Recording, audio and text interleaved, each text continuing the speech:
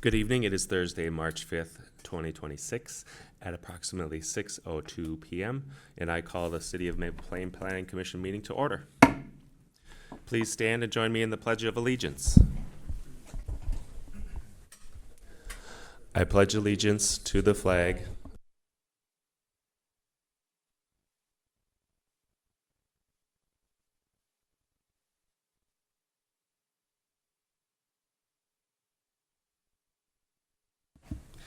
Thanks, everyone.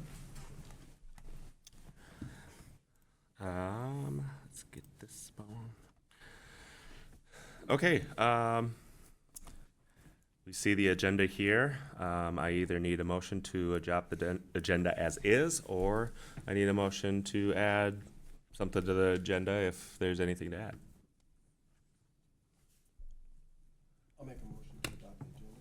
Mike makes a motion to adopt the agenda. Second. Stefan seconds it. All in favor, say aye. Aye. All opposed, say the same. Ayes have it, 6-0. Okay, first order of business is looking at the minutes from February, 1 month ago, essentially. And are there any things we need to add in or adjustments we need to make? Otherwise, I'll certainly take a motion to accept the meeting minutes. And I'll make a motion to accept the meeting minutes. okay, David makes a motion to Second accept, motion. and Adam seconds. All in favor, say aye. Aye. All opposed, say the same. Ayes have it, 6-0 as well. Okay, that quickly brings us to the public hearing related to 1800 Pioneer Creek Drive. Now, is this public hearing for both the proposed amendment change for the ordinance and the site plan review, or just the public hearing for a ordinance change? So, Honorable Chair Commissioners, so technically, the site plan review does not require a public hearing. So the public hearing that we have before us tonight is really the text amendment, and then the site plan review is an item that we can discuss. Now, certainly you could take comment on Sure. the whole thing, because they kind of go together, so. All right. So why don't we just start out with opening or at least hearing a motion to open the public hearing for the text amendment to the ordinance? Anyone want to make that motion? Second motion? David makes the motion. Adam seconds the motion. All in favor say aye. Aye. All opposed say the same. Ayes have it, 6-0. The public hearing is open at approximately 6:05 p.m. today. Did we receive any input from neighborhood or community related to this thing at all? Okay. Is there anyone in the audience that would like to make any sort of public comments for the? No. I can answer any questions you guys have about the project. Okay. Why don't you just come up, announce yourself, and state your name, where you live, and how you're related. Yeah, so I'm Parker Smith. I'm from Orono, born in Orono, raised there. My brother is late, but he's coming to. His name is Harrison. We're third generation developers in Minnesota. Most of our stuff's in St. Louis Park, some stuff in Eden Prairie. Recently, since we're from the area, we wanted to bring stuff closer to home, so we purchased a property in Watertown, which Mark's actually helped us with. Doing that development, so he can attest to our ability to take a site that's underutilized and make it as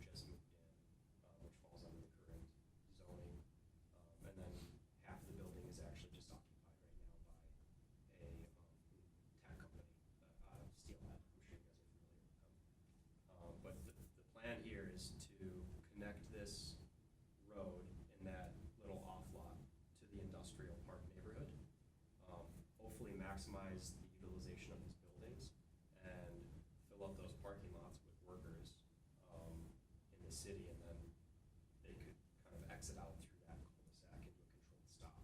Because currently, I mean, there's not many cars there right now, but getting out onto 12 is absolutely chaos. Takes way too long. My ideal plan would be to put a roundabout right there, and actually put roundabouts through the whole city. If anybody is opposed to that, let me know. And if you're not, I'll try to work on something to propose that to the county, right? MinDOT, MinDOT? yeah, Okay. state. Well, I can write that up and propose There it. you go. And get everybody to sign off at any city probably. But, yeah, so that's our goal, with the building. So far, it's still been tough to find interest, just because office space is difficult to fill these days. So, it's really gonna find a niche business to fit in there, as is, but definitely changing the zoning will help us achieve that goal. And, kind of bring life to this area.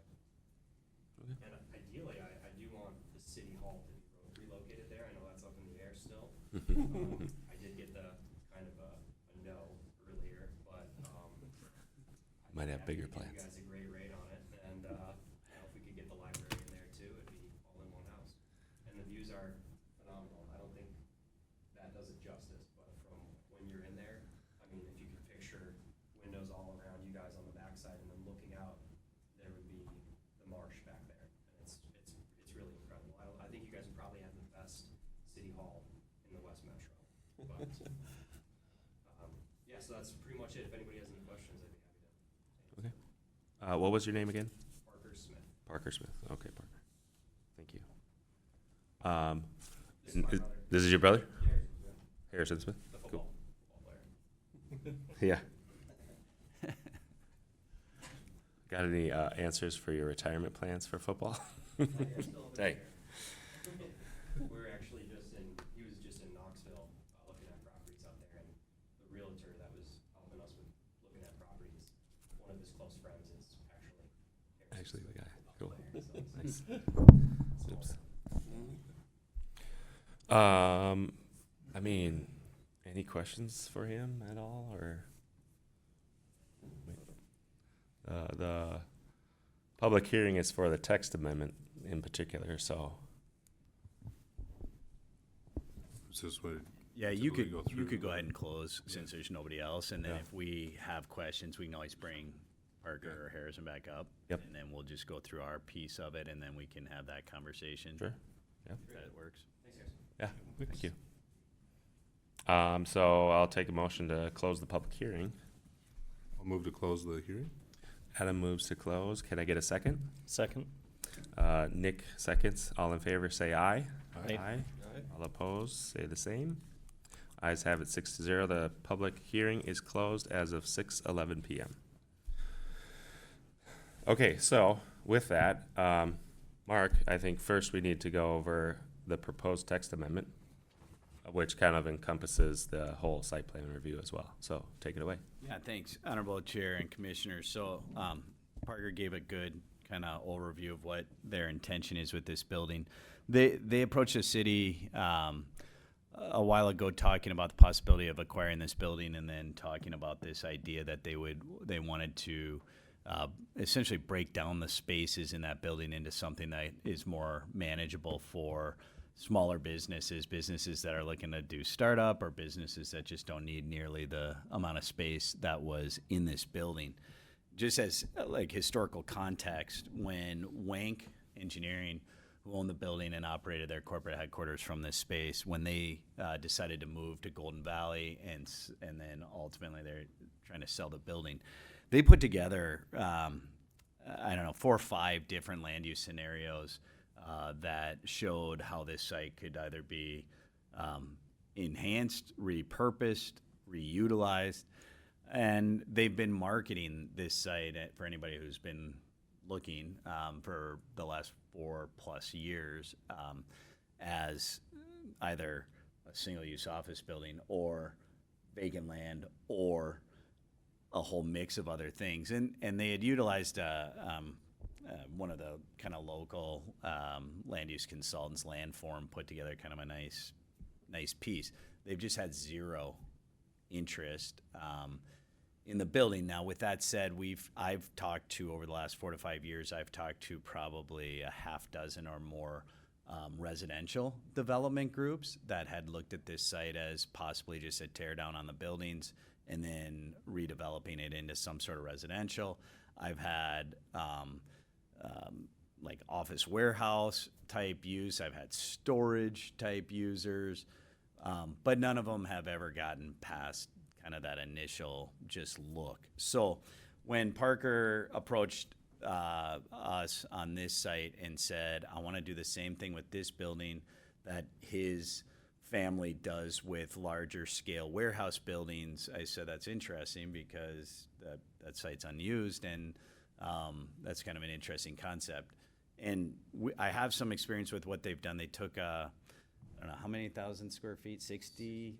Yeah, so they took a 60,000 square foot warehouse building in Watertown. That was a single use building, really a 2-user building, but they broke it down into 20 to 30 individual lease spaces, and it's been wildly successful, and it's really great because it's brought into the city a bunch of businesses that are new businesses that were people who had an idea, wanted to start a business, but they couldn't afford bricks and mortar, new construction, there wasn't space. And some of those businesses now have converted from a 1,500 square foot to building their own 25,000 square foot businesses because they've been able to kind of scale. So when he said, hey, I want to do the same thing, I just want to do it on an office basis, and we started looking at the building, I said, well, what kind of things are you looking at? And we started to talk about some of the things that we were looking at, that he was looking at, or some of the things he'd like to have possible. And I looked at how the property is zoned, and I looked at our zoning ordinance. And I said, well, the property is zoned industrial. Now, our industrial in Maple Plain is somewhat broad in that we do say that office campus is a permitted use. We do say recreational facilities are permitted uses. And so our industrial starts to delve into some of these other types of uses. And so we talked about the uses that he was proposing, and I said, the ordinance, the way it is, isn't perfect for that, because when you start talking about things like, hey, what if I had a spa, but they also sold some retail products? Or what if I had a jewelry store? Or what if I had some of these businesses that start to ride lines between office and retail, or even like a t-shirt printing company, which is, you know, somewhat of an office, but also a little bit of, you know, industrial, right, printing press type use. I said, well, we should look at the ordinance, and or we should look at maybe creating this into some sort of a mixed use district. So Jacob and I met on that some more, and we brought in the city attorney. We kind of just walked through it, and what we came up with was this idea that office campus could very well accommodate this type of use, and rather than rezoning this property, which if you look at our zoning map, it would make it an island of something, no matter how we did it, because it's surrounded by industrial. We said, rather than doing that and kind of creating quasi-spot zoning, even though I think we could do it just given the acreage that we have, maybe the right way to do it is just redefine, or to define office campus, which if you read the report, our ordinance doesn't do. So we say that office campus are permitted use, but we don't say what office campus is. So with that, what we're proposing is a text amendment to define office campus in the definitions of the city's zoning ordinance. So no change to the industrial zoning district. The change comes in the form of a definition change that really expands on office campus. And really the intent of the amendment would be to create a higher level of flexibility in the types of uses that could potentially go into this building while still preserving some aspects of what we consider to be office campus, understanding that this particular site is obviously not the only one zoned industrial in the city. So we have quite a few buildings in the city that I think at some point could potentially take this on. Anybody who's been watching real estate or talking about markets or understanding Space Demands knows that the big office campus is a dinosaur of sorts, right? We're seeing this all over the place. We know that these uses are changing, so this kind of gets us out in front, I think, a little bit, potentially, if we were to move forward with this. So with that said, this site, 1800 Pioneer Creek Center, is zoned industrial. It's guided by the city's comprehensive plan as industrial. There's two parcels that are being considered, one with the buildings and parking, primarily the parking on it, and then one that's mostly vacant that's a little bit east. When Parker approached the city about doing this, and we looked at it, we actually did go out and meet on site, and we walked the building. Anybody who hasn't walked the building probably doesn't recognize how spectacular that building really is. I mean, it's primarily glass on the sides of that building, and it has spectacular views. It really does. It's a really nice, wetland overlook type property. And so when you start looking at that building, you look at how the space is set up, it really does set itself up for these kind of smaller office lease spaces that would potentially have kind of a centralized lobby, and then it has elevators, it has ample parking, and then it has the ability, just the way that the floor plans work out, for them to kind of just go in and create kind of whatever right size space you might need. So if you wanted 1,500, you could lease it, and then if the next year you wanted 3,000 and that wall was available right next to you, you could easily just grab that. And then if you needed, the whole floor at some point, you could easily kind of transition that space into that type of use, given just how kind of open the floor plan is within that building.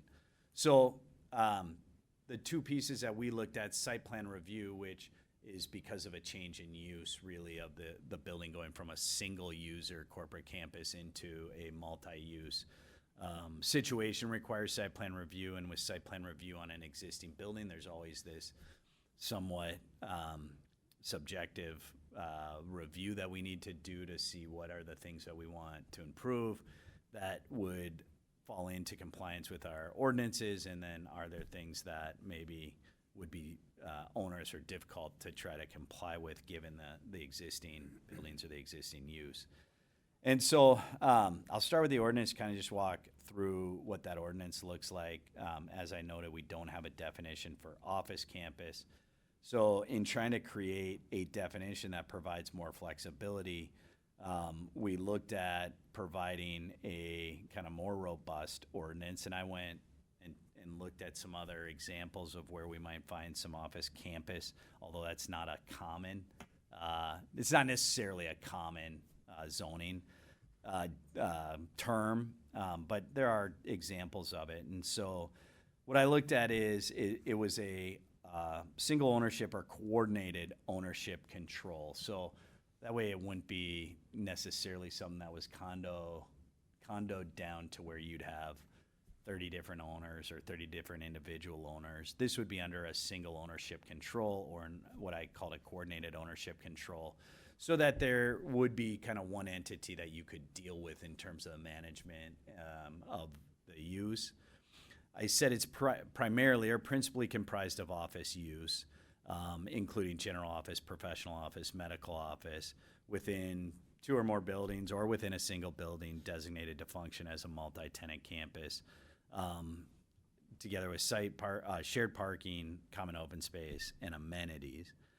And then I talked about what office campus might include, and I try to expound on this because, again, we don't have anything that defines this. So office and medical, general administrative offices, professional services, and I gave examples: legal, accounting, architecture, engineering, technology, medical, dental, pet care, allied health services. So really a broad definition of what kind of office you could put in that. I also then added in boutique retail and personal service, which would be small format retail and personal service uses such as jewelry sales, specialty goods, spa, wellness services, similar shops oriented towards day-to-day needs of campus users. And then because Parker and I had talked about it, he's really trying to land a daycare if possible in this building, and it's one of his goals to try to bring that to this building. And so we talked about daycare. He's had some interested parties in daycare so far.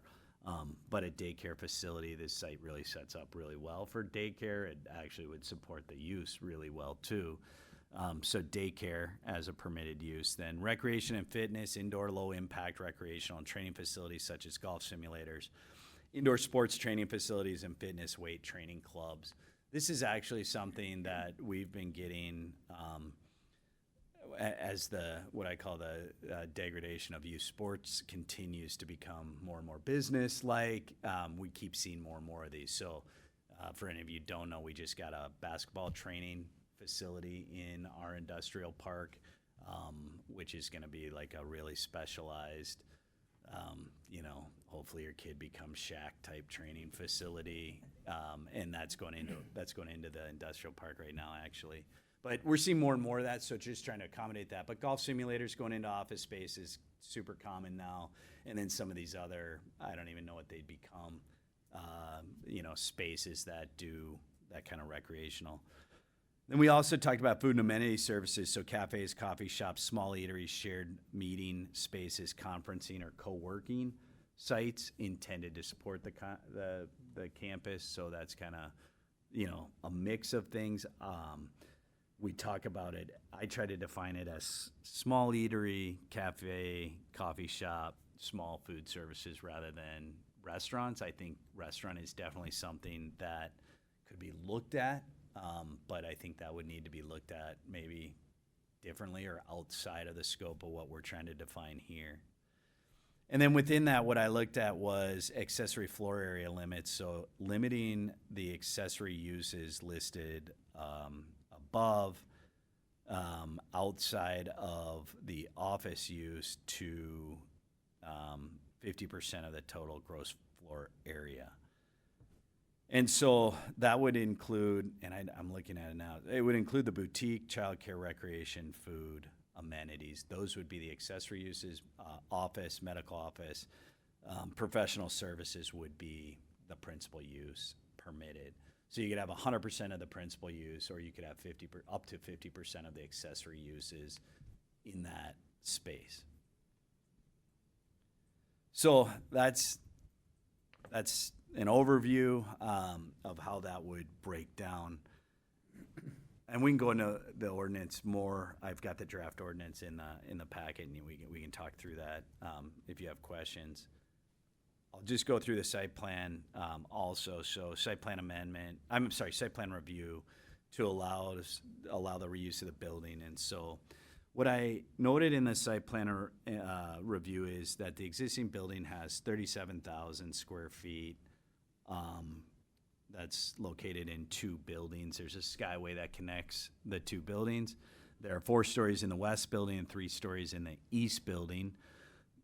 When you walk into the west building, which is really kind of the main part of the building, you actually walk in on the second floor. There's a lower kind of walkout level floor. And then you would go up to the 3rd floor, essentially, to connect the skyway to go over to the adjacent building. Before you get too far, does the ordinance amendment really impact the site plan review? So if we say like no to the ordinance amendment, does that kibosh the site plan review? Yeah, we're tying them together because what we're saying is the uses that are being proposed without further definition in the ordinance wouldn't be permitted. Right. We really need to think of them hand in hand. Now, we can change the ordinance however it's corrected, but we really need some sort of an ordinance change in order to make this use go together. Yeah, so what I want to kind of do is first take a pause on the site plan review and see, okay, what are the reactions for the ordinance amendment? Any comments associated with that? And then what I was potentially thinking is doing a vote on the ordinance amendment so we can figure, do we need to go into the site plan review, or should we, pause, and maybe the site plan review has to pause because of the changes we submitted to the ordinance review. Does that make sense? Is that fair, or? However you want to look at it is totally fine. Okay. Yeah. So what comments do we have for the ordinance amendment, I should say? Or questions? I guess I have a question, and I like where you're going with this, and I get why generally you don't want to do spot zoning. But it seems like if we're trying to make this as broadly appealing as possible while getting away from, office is hard to fill right now, what would your argument be against just doing the spot zoning and making it more commercial friendly? Well, so I mean, I think that's, we could do it that way. To me, it was kind of the same end, Okay. just with a different goal. So then when I looked at it and we talked about it internally, the idea that we have this kind of broad stroke, undefined campus, office campus, it seemed like we could add in enough language that we would add anyway to just, if we were going to go to rezone it. The other issue was it would require a comp plan amendment.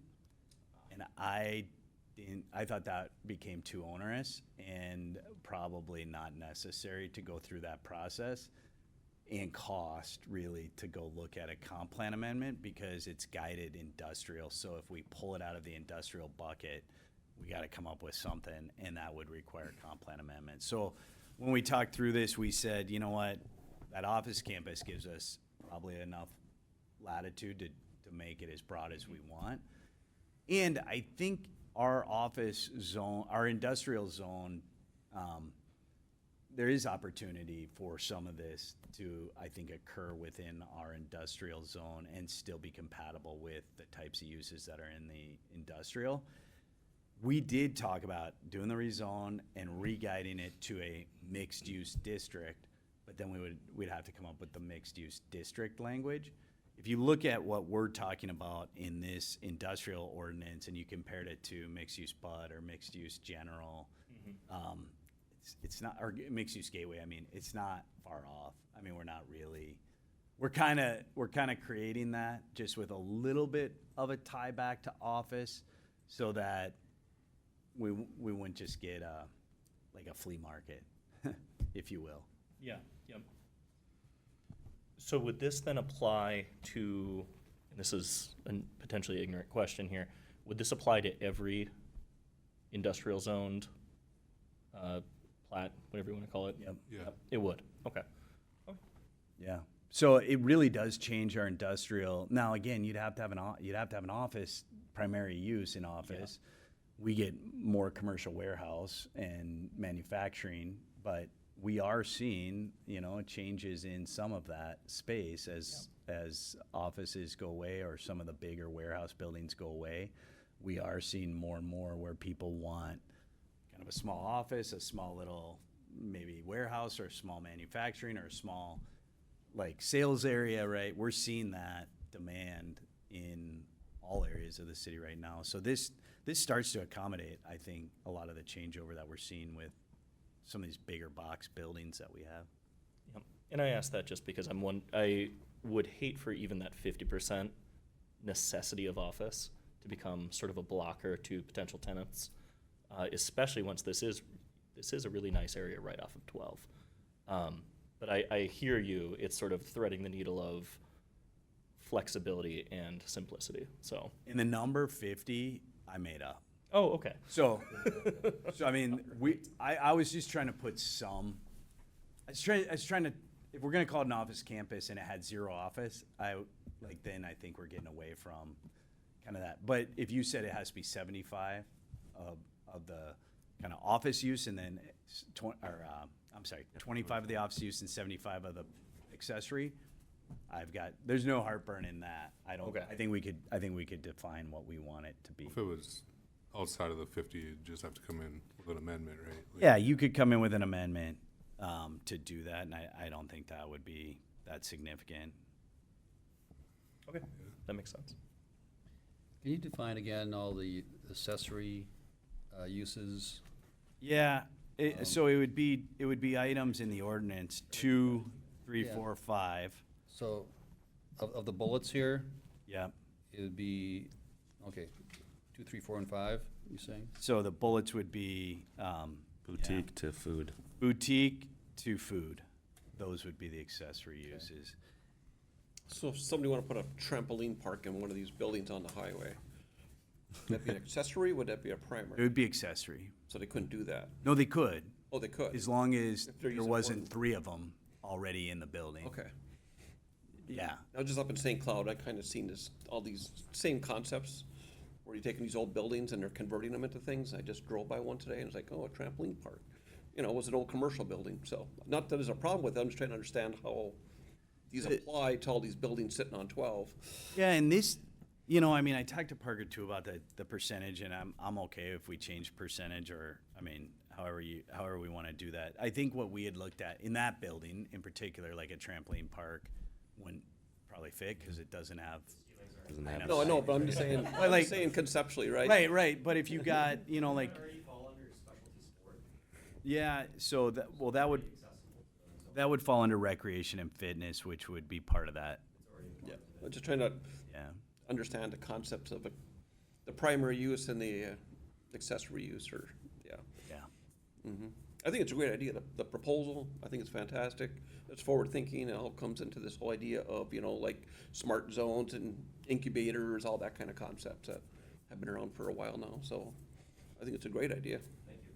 If it was increased to 80%, that would definitely help with our flexibility for occupied space, because we do have 2 floors rented out of the 7 that are office space, and they're about to sign another, I'm hoping, a 4-year lease. So, I mean, I think that 2%, 2 out of 7, I don't know exactly what that percentage is, but that's pretty close to that number. So that leaves the rest of the building really open to fill it with whoever could best utilize the space. And the other side of that, on the definition of industrial in our zoning, how heavy do we go? And at what point does industrial start becoming a hindrance to this other side that we're moving towards? Right, where you start getting incompatible neighbors.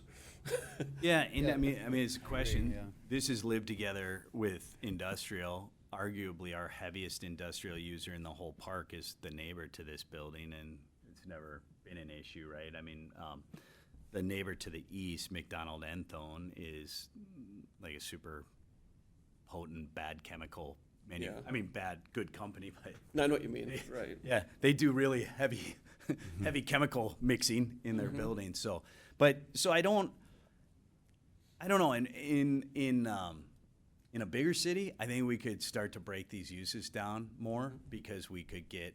But in Maple Plain, where we need to be flexible, I think the trend is create more I flexibility. agree, And I'm with you, I'm just Yeah. asking that question. yeah. So and we're seeing this more and more. I mean, the more we can create flexibility in the ordinances, I think the better the more likely we are to have buildings that are full, right? And like I just said, I mean, we just got this basketball studio, basketball training center, and it's going in next to manufacturing in the same building.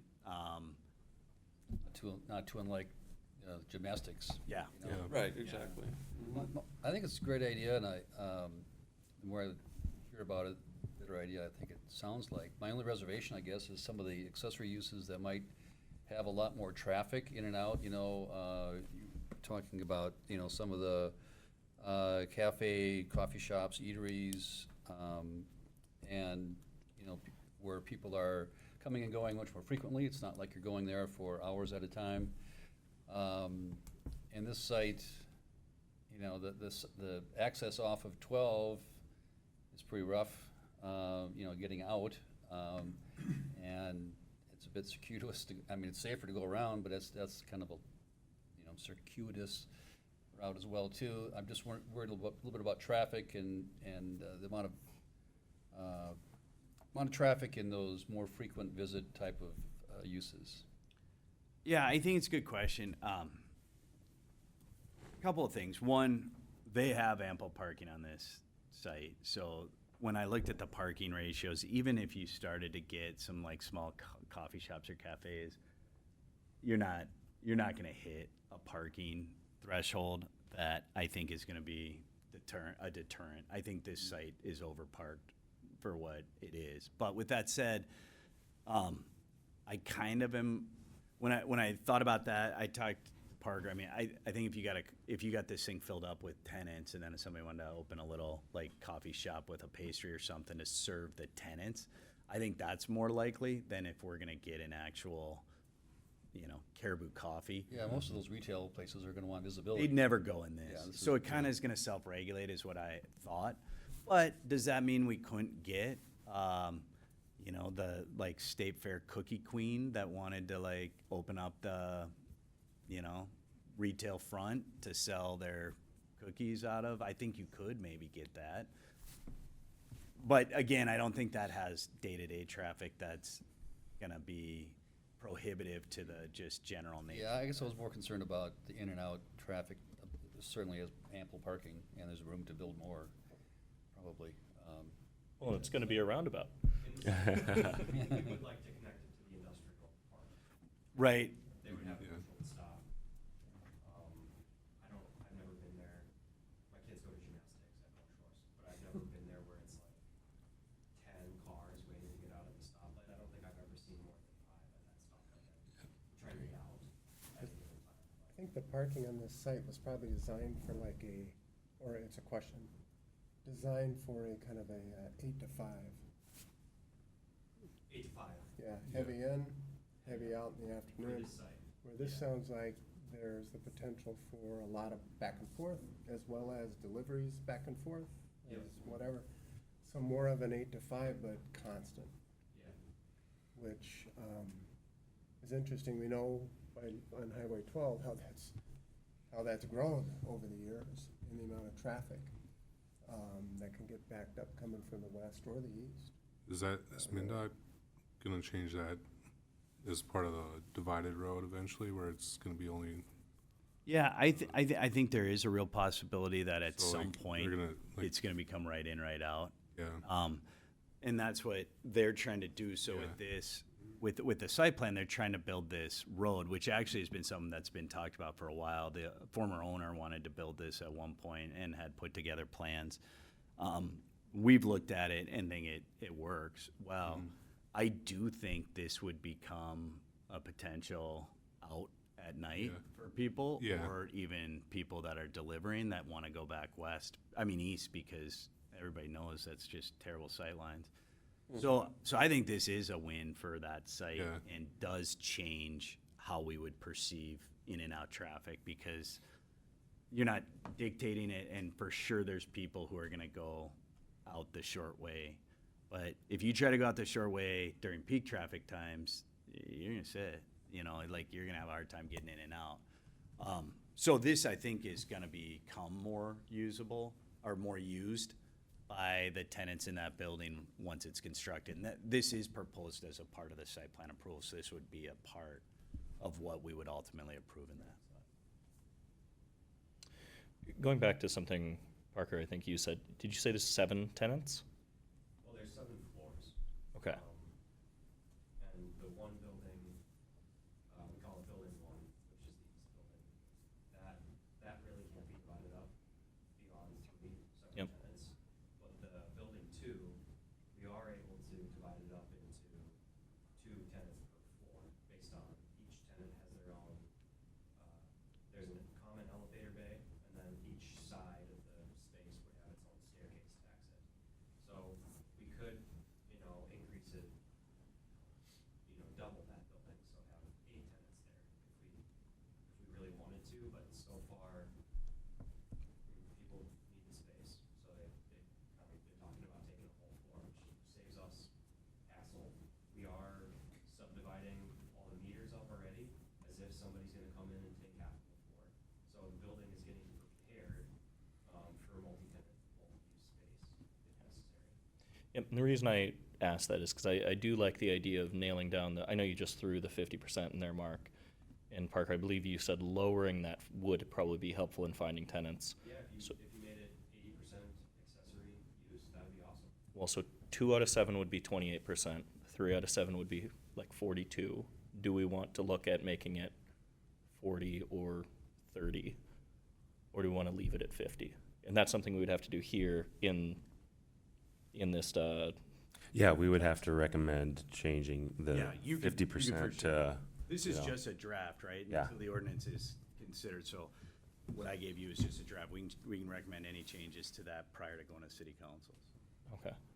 And so kind of coming off of his question, because office campus suggests a primary use is going to be office. Does office use have to be 50%, or is it, if it's 25% office, It's totally up to us. it's up to us? We get Okay. to define what that is, which is why we're, doing this, is trying to get to what do we think makes sense for this? And, with every ordinance, I always say it, we can change it. And sometimes we get it right and it works perfect. Sometimes Parker's gonna come back and say, hey, guess what? I got 3 trampoline parks and they all are really great and we want them in there. You guys help me out, cause I wanna rent them. So I mean, it's nothing's perfect. We try to do our best job at how do we make this what we want it to be for the most part, and then if something doesn't work, we change it, so. I would like to throw the idea out there of it being 25%. I think it's the opposite way we need to go. So 25%, 75. 25 office. Yeah. 25% office, 75% accessory. And you're saying, Oh, no, you're right. yep. Yeah. Why are professional services considered accessory? Why couldn't they, They're not, they're not? no. So in that, Professional services are office, primary office. office, medical, general administrative, professional services, medical, dental, pet care, and allied health clinics are all permitted as permitted use.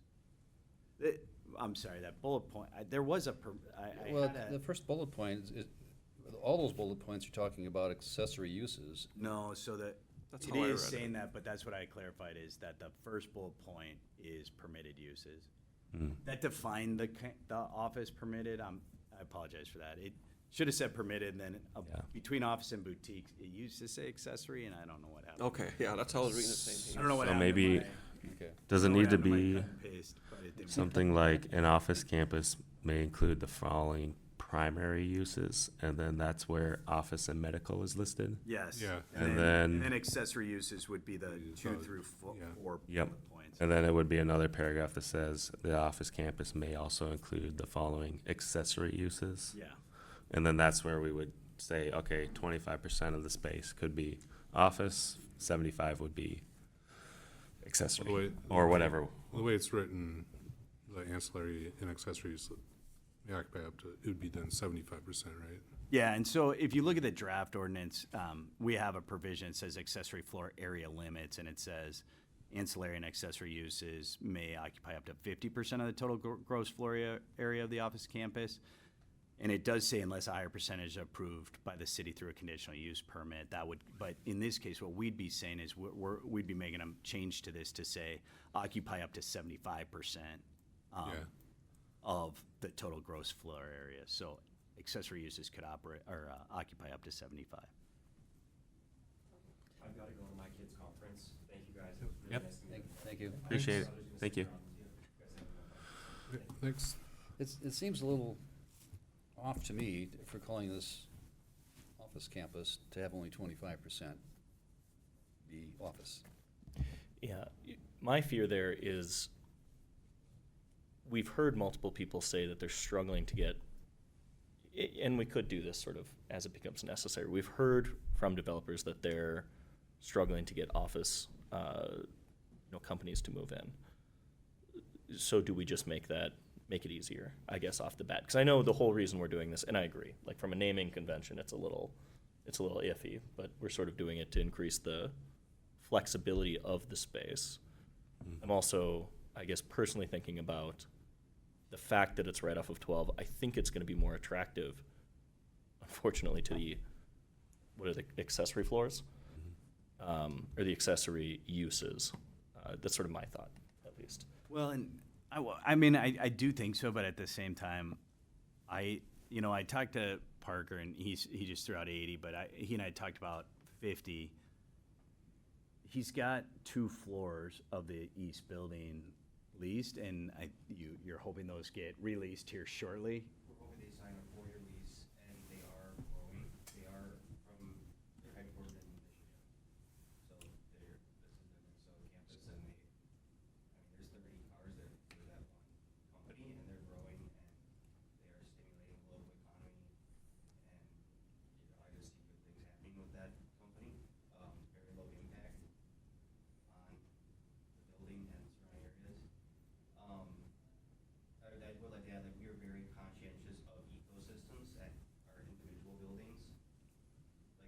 to throw whatever we can get in there.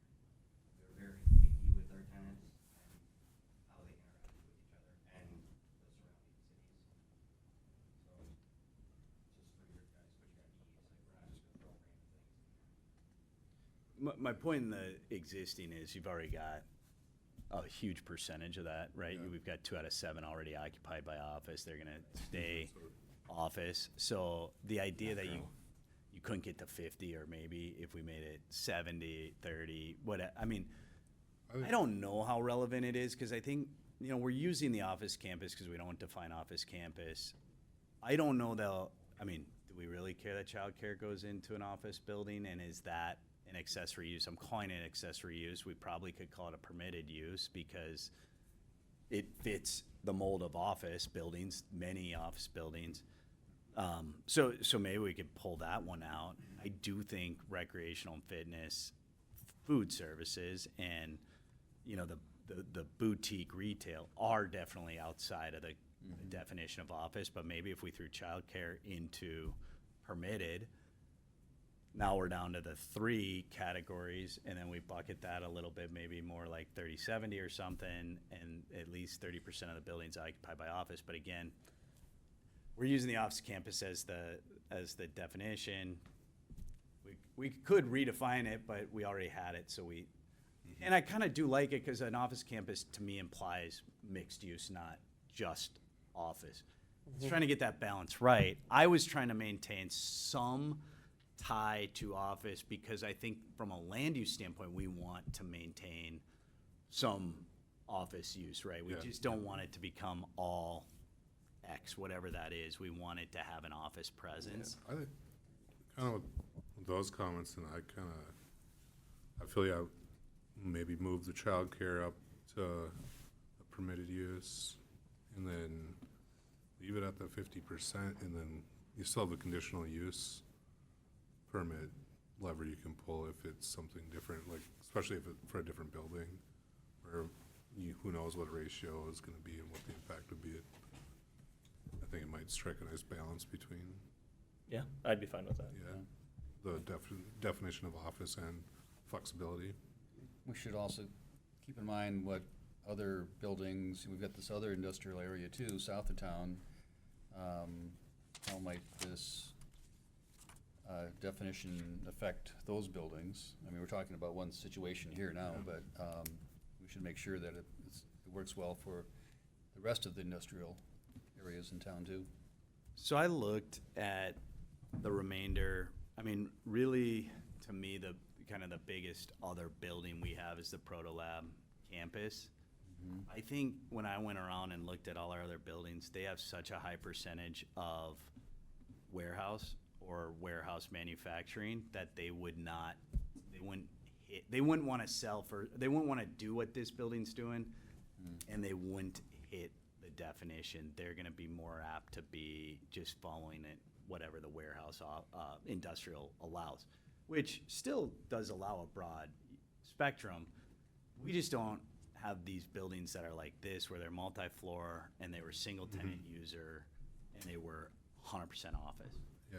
We just don't have that many. Protolabs is one, but if you kind of drive around our industrial park, you think about all the other buildings we have, I think there's one other on the south side of Pioneer that was, I think it's more office than not office, but What about south of town, south of 12? yeah, ABC's not, the warehouse building, the boat storage building, the well drilling building, the landscape building, none of those really fall into office. Yeah. So I just don't know that we hit it. And so this, to me, is kind of a 2 off, maybe a 3 off in our city. Protolabs for sure could come in and do this. Yeah. But Protolabs also set up totally different inside than this building. Well, we could see that, right? Is that empty now? No.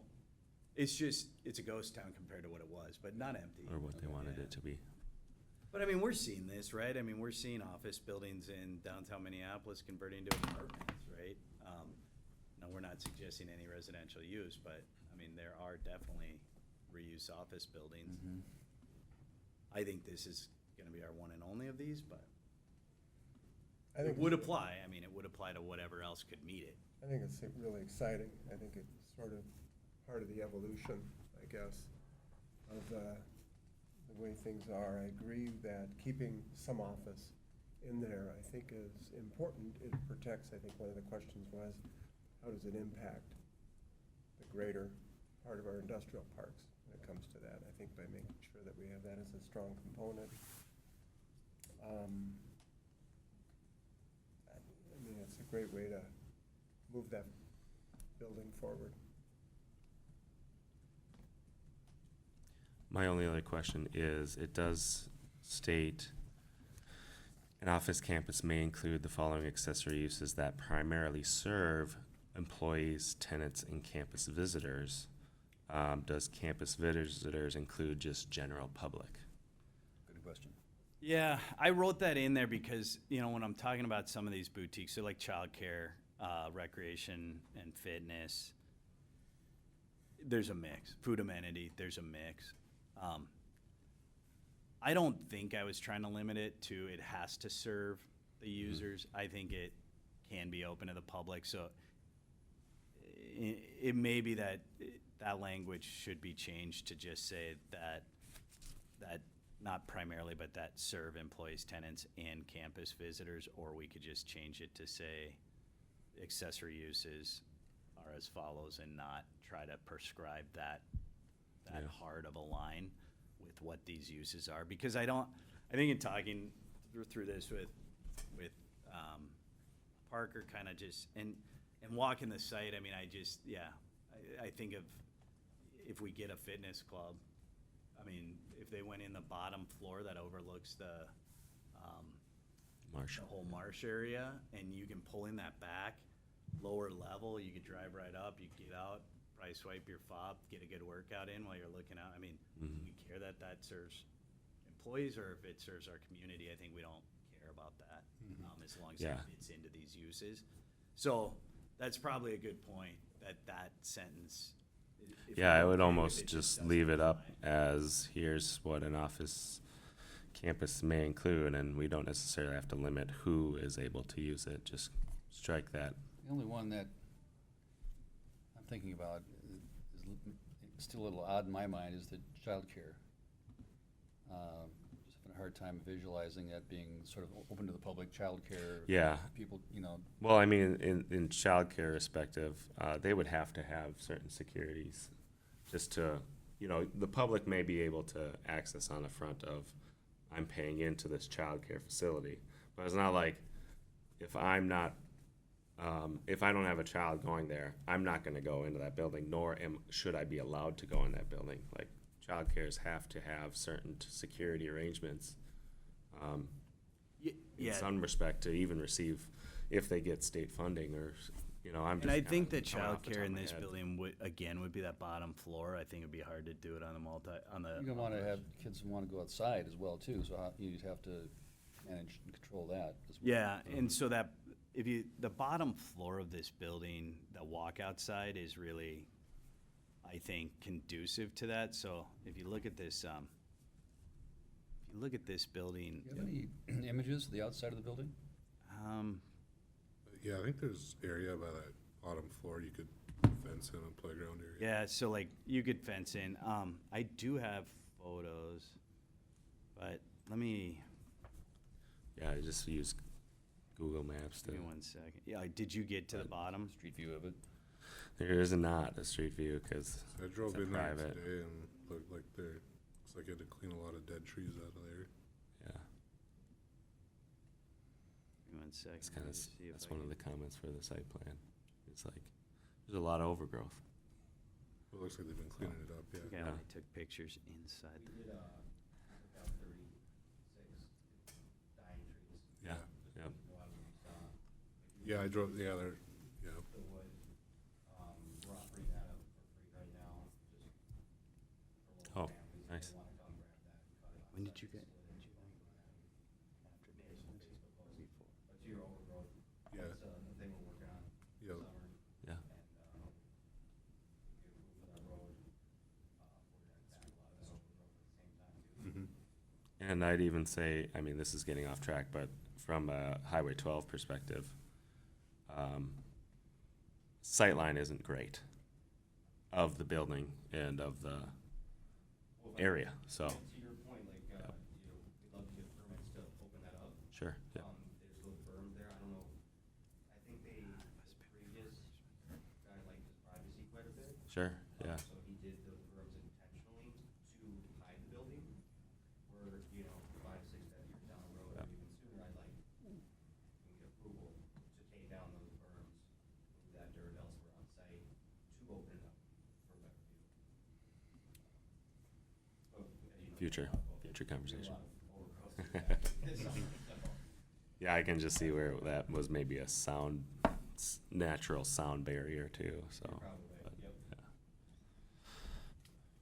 I'm trying to find, I had some interior photos, but, Yeah, that's fine. they're not popping up, but yeah, and our isometrics aren't probably gonna work very well to show that.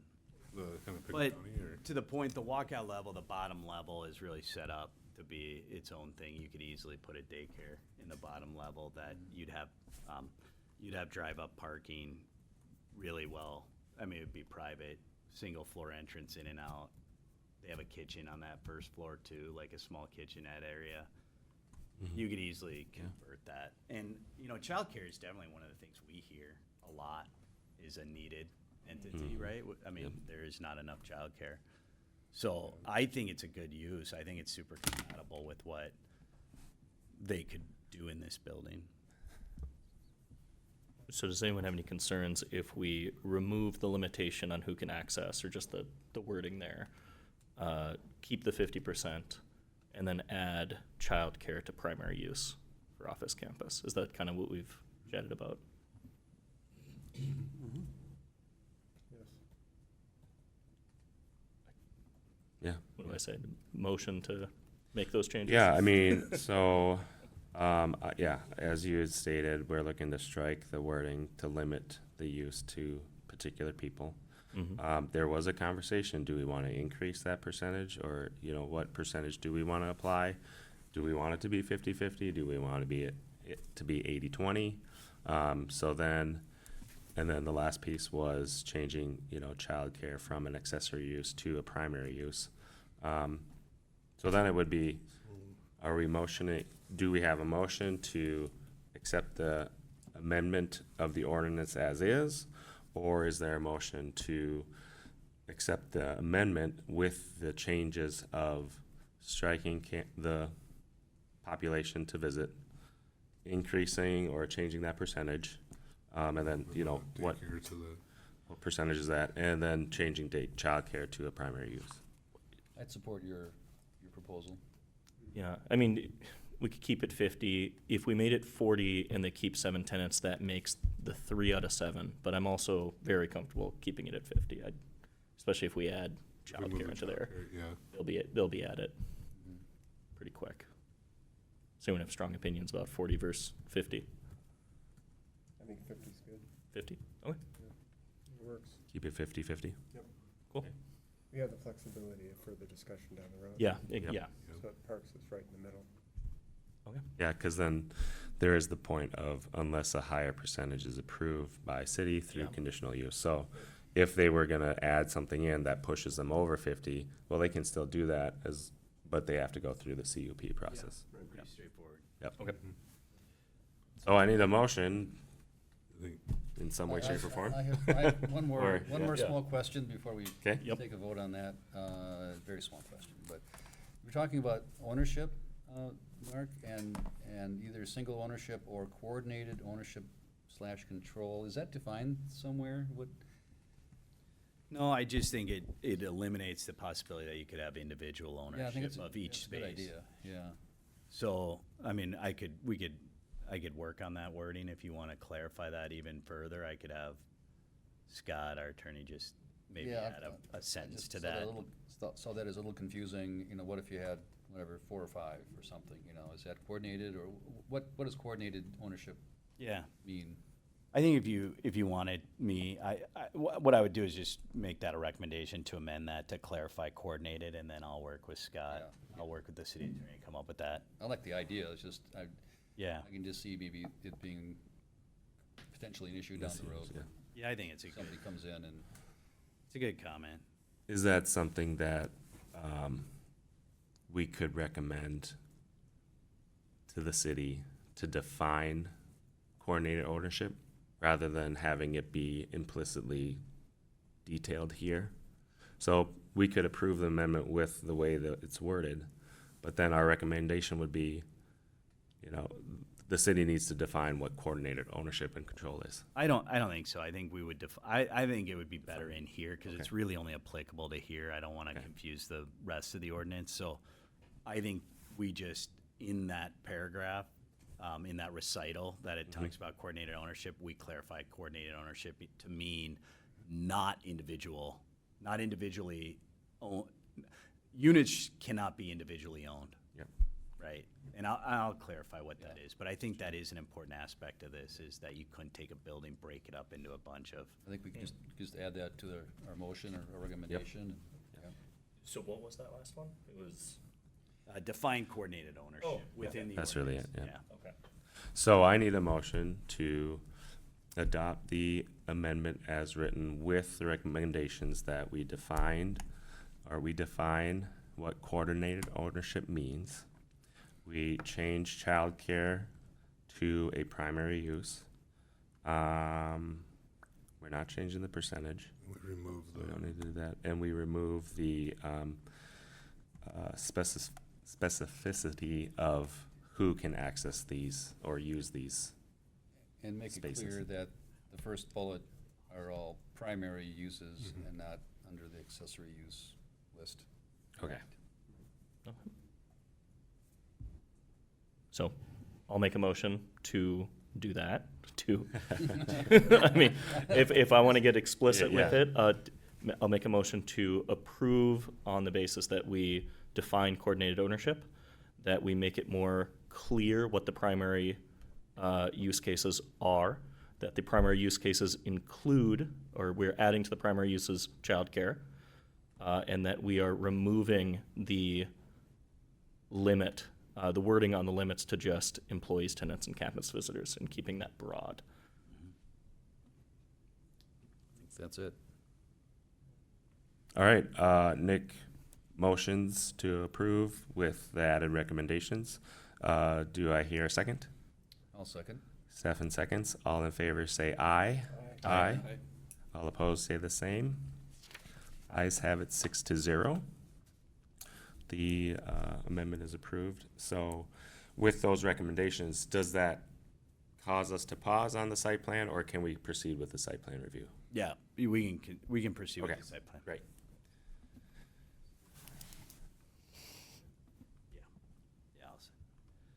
Yeah. Okay, so then going through site plan review, so with this project, then we looked at, really in general, we just looked at how that site laid out. We looked at the parking. We looked at the kind of general site conditions, and then we did a more detailed review relating to the access road with our engineer, looking at stormwater grading, connection points to the city road. And so the applicant, let's see if I can pop this back up now that we're onto this. They provided us with a kind of a full, set of plans that showed the existing parking that's currently in place. And so you can see on the south side of the buildings, there's a lot that comes off of Highway 12. Then there's a driveway that goes all the way around to the north side. It wraps around here to these back spaces back here. As it goes around to that back side, it becomes, that's kind of a walkout, as I was saying. So the door to the building that is down here is at a full level lower than the door that you would come in on this side of the building, if that makes sense. So as you go around the building, you're actually going down, and then there's an entire back parking lot in the north part of the building. And then what the applicant's proposing to do is extend this drive aisle, which doesn't exist right now, to then tie into the cul-de-sac on Pioneer Creek Drive. And so we highly recommend the connection to Pioneer Creek Drive as being necessary to facilitate this building being broken up into the number of units proposed. And we've looked at the grading that's proposed along with drainage. The city engineer had some minor comments, but noted that no additional stormwater requirement or threshold is being hit or triggered by the additional driveway that's being put in. So we looked at the parking calculations. We said the current site has 165 parking spaces. We require 1 parking space for each 250 square feet of office. We noted there's 37,000 square feet of office. So if you took that, that requires 148 parking spaces. So there's really about almost 20 parking spaces in surplus for general office. The city requires same level of parking for retail, so whether or not it was retail or it was office, we still require 1 space for every 250 square feet. The one that would change would obviously be if it was a full-service restaurant or something like that, that would drive. But even with the small kind of boutique restaurants that we're talking about, the additional parking that's on site, I think supports it.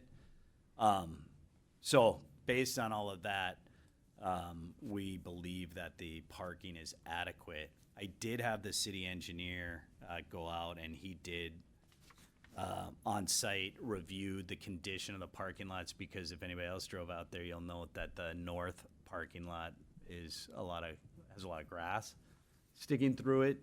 But his review was that the parking lot was structurally good. He felt that it was fine, and that he recommended that it just be crack sealed and restriped as a condition of the approval. So I added that as a condition, that both parking lots would be crack sealed as needed and then restriped, so that it's fresh and you could see the designated parking spaces. The other thing I looked at is the existing parking lot is illuminated with exterior pole lighting, that we noted that it should be brought into compliance with applicable standards. The applicant did prepare a lighting plan showing the existing lighting and proposed lighting for the new access road. They also provided cut sheets. Our only comment in that, and it is in the packet, what they provided, is that they convert the existing lighting in both the north and south sides. They're showing the parking lot lighting being converted on the access road and then around a portion of the building. We just noted that the existing poles, the actual light standard be converted to a full cutoff standard. But they did provide a photometric plan, and for part of it. There's no impact to anybody on this site based on the parking lot lighting, the distance to surrounding residential properties. I think as long as we review it at the time of building permit to ensure that they're bringing it into compliance, we feel like that's satisfactory. Fire department had no comments relating to the proposed use, and neither did West Hennepin Public Safety as it related to the conversion. They both thought that it would work fine. And so with that, we don't have really any other comments relating to the site plan. This site is somewhat unique in that it is this kind of campus space back off of the highway, utilizing the existing building, the existing driveways, and the existing parking lot, while the parking lot itself doesn't currently meet some of our standards as far as parking spaces without an island or things like that. It doesn't seem like there's a real strong need, given that they're trying to utilize the buildings kind of in their exact location, that it doesn't seem like it makes sense to try to completely retrofit that. But obviously I'd look for planning commission discussion direction related to that. So with that, I'll kind of yield back to the planning commission, and we can talk about any of those pieces as much as we need to. I have a question about signage. Will there be signage at either of the entrance points? Yeah, so I mean, I think we talked about, I mean, they'd be subject to meeting our signage ordinance for a multi-tenant space. I mean, so we have a provision already that allows for signage in the industrial park for various types of signage. They can apply for a sign permit that would Okay. But- meet that. If they wanted any exceptions, then that would be a separate measure, separate application. Okay, but they didn't submit a Correct. signed package with this? Yep. Okay. Are there intentions to put up new signs at either entrance point? Not as, well, there's the current sign there, I don't know if you saw that, we redid that. Just did new- The one in The existing sign, we used to On do 12. inserts.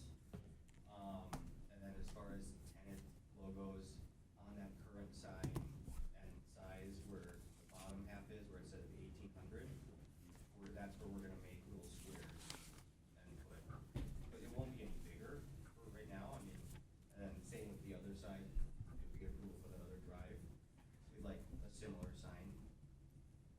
But we were gonna apply with that, but nothing crazy.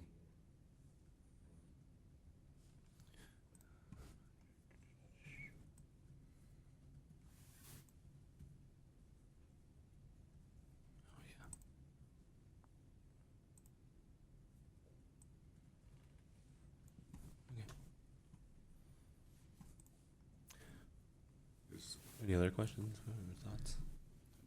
Are the sightlights on the road required to be there? Like on the drive, or they're more just to light the drive for? On the private drive that they're proposing? Yeah. Yep. So is the lighting required on that private drive? Yes. Okay. We would, so anytime would we require.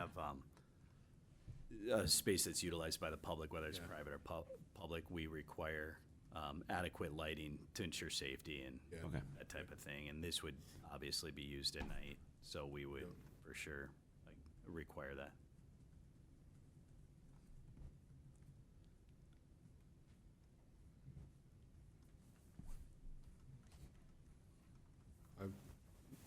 I don't have any issues with it. I think, Not at all. that connection makes the site a lot safer for getting on and off 12. So do we just need a motion to approve? Yeah. Yeah, motion to approve as suggested by the city, right? I motion to Uh, approve the site plan as the city has defined it. Second the motion? I have Nick motioning to approve as the city has written it up, and then I have Adam seconding the motion. All in favor say aye. Aye. Aye. All opposed say the same. Ayes have it 6-0. Site plan review is recommended for approval. So what's next? This will go to city council on March 23rd, right? I think it's March 23rd. Okay. Consideration, so we'll work on the ordinance, get that amended and cleaned up, and then we'll bring the site plan with the ordinance to city council for their consideration. All right. Cool.